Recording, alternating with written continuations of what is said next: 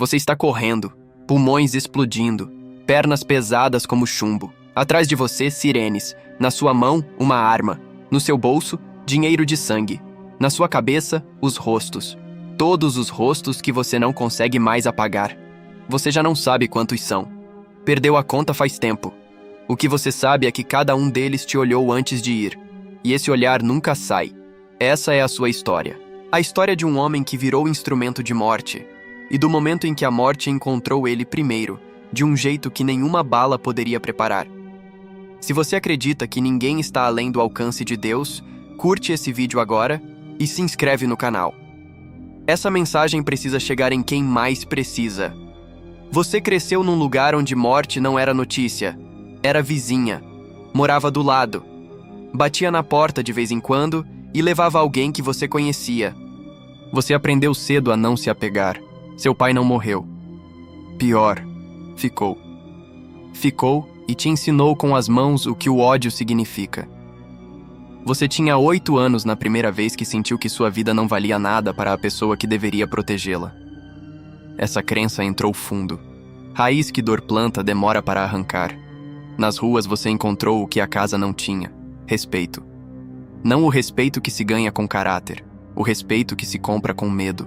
E com 16 anos você já sabia que preferia ser temido a ser invisível. A primeira vez que segurou uma arma de verdade, suas mãos não tremeram. E foi isso que te assustou e te seduziu ao mesmo tempo. Ninguém acorda um dia e decide virar assassino de aluguel. Você foi sendo empurrado por uma série de escolhas pequenas, cada uma parecendo razoável no momento, cada uma fechando uma porta atrás de você sem que você percebesse. Começou com intimidações, depois cobranças. Depois o intermediário chegou com um envelope e um nome escrito num papel, e uma quantia que resolveria 3 meses da sua vida. Você disse sim sem pensar muito. Primeiro foi fácil demais, e fácil demais é sempre uma armadilha. Você desenvolveu um método. Estudava o alvo por dias. Aprendia a rotina, o endereço, os horários. A van preta estacionada sempre 2 quarteirões antes. O celular descartável trocado toda semana. As luvas de látex que não deixavam rastro. Você era invisível, eficiente, frio. Entre as operações, a cocaína preenchia o espaço que a consciência tentava ocupar. De noite, a maconha apagava os rostos por algumas horas. Você chamava isso de rotina. Na verdade, era sobrevivência, não do corpo, mas da sanidade. Com o tempo, você ficou conhecido nos círculos certos pelos motivos errados. O telefone descartável tocava mais. Os valores aumentaram. Você era o nome que intermediários sussurravam quando o trabalho precisava ser feito sem erro e sem testemunha. Mas algo foi mudando. Não de fora, por dentro. Cada rosto ficava mais tempo. Cada olhar durava mais na memória. Havia uma mulher que segurou sua mão antes de ir e disse que perdoava você. E você passou semanas tentando entender o que ela quis dizer. Havia uma criança que apareceu numa janela no momento errado e te viu. E você foi embora sem fazer nada naquele dia, e o intermediário nunca soube por quê. Você começou a usar mais, dormir menos. Os pesadelos não eram de monstros. Eram de pessoas comuns, com rostos comuns, olhando para você com aquela mesma expressão que você não conseguia nomear. Não era ódio. Era pior que ódio. Era reconhecimento. Como se cada um deles tivesse enxergado algo em você que você mesmo recusava ver. A troca de tiros com uma equipe de segurança privada numa operação que deu errado quase encerrou sua história naquela noite.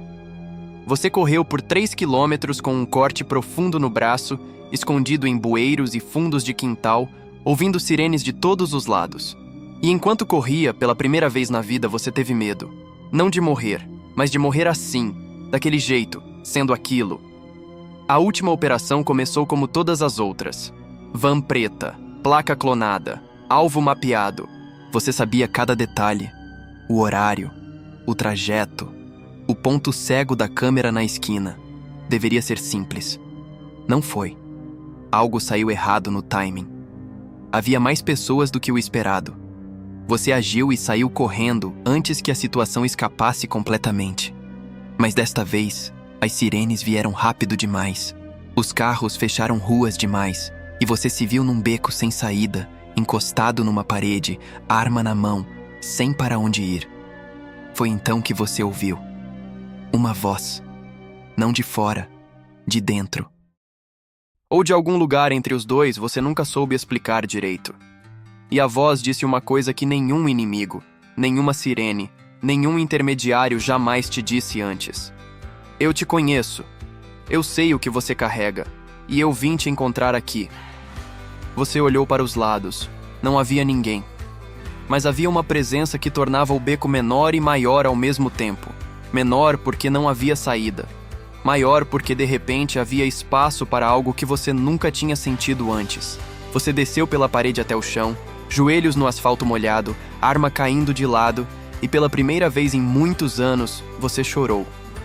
Não de medo, de algo que não tinha nome ainda, mas que depois você aprenderia a chamar de rendição. Você não foi preso naquela noite. Saiu pelo único caminho que havia ficado aberto, e até hoje não sabe explicar como. O que saiu daquele beco não era o mesmo que havia entrado. A transformação não foi instantânea nem cinematográfica. Foi lenta, dolorosa, cheia de recaídas e noites difíceis. Você procurou uma igreja pequena num bairro que ninguém te conhecia. Chegou no fundo, de capuz, sem expectativa, e foi ficando. Foi numa dessas noites que alguém pregou sobre o apóstolo Paulo, e algo dentro de você reconheceu a história como se fosse sua. Paulo perseguia e matava cristãos com convicção absoluta, acreditando estar certo, acreditando servir a algo maior. Era eficiente, temido, implacável. E Jesus o encontrou no meio de uma viagem, não numa igreja, não num momento de arrependimento, mas no meio do caminho, no meio da missão. Uma luz, uma voz, uma pergunta. Por que você me persegue? Paulo caiu no chão e levantou sendo outro homem. Você ouviu essa história e não conseguiu falar por uma hora, porque Paulo também tinha sangue nas mãos. Paulo também conhecia o rosto das vítimas. E Paulo também foi encontrado no meio da fuga. Fuga de si mesmo, fuga da verdade, fuga de um encontro que estava marcado muito antes que ele soubesse. A sua saída do crime não tem um final perfeito. Existem consequências que ainda carrega. Existem rostos que ainda aparecem. Mas existe agora uma presença que não abandona no escuro. E isso muda o peso de cada manhã que você acorda vivo, diferente, ainda em construção. Essa história é fictícia, mas a dor que ela carrega é real. E o Deus que encontrou Paulo no meio da estrada é o mesmo que entra em becos sem saída e pergunta com uma calma que não faz sentido nenhum: por que você está fugindo de mim? Nenhum histórico é grande demais. Nenhuma lista é longa demais. Nenhum beco é escuro demais. Paulo virou apóstolo. E você? O que vai virar? Se essa história te tocou, curte o vídeo e se inscreve no canal. Toda semana uma história nova de fé, transformação e vida real. Deus abençoe você.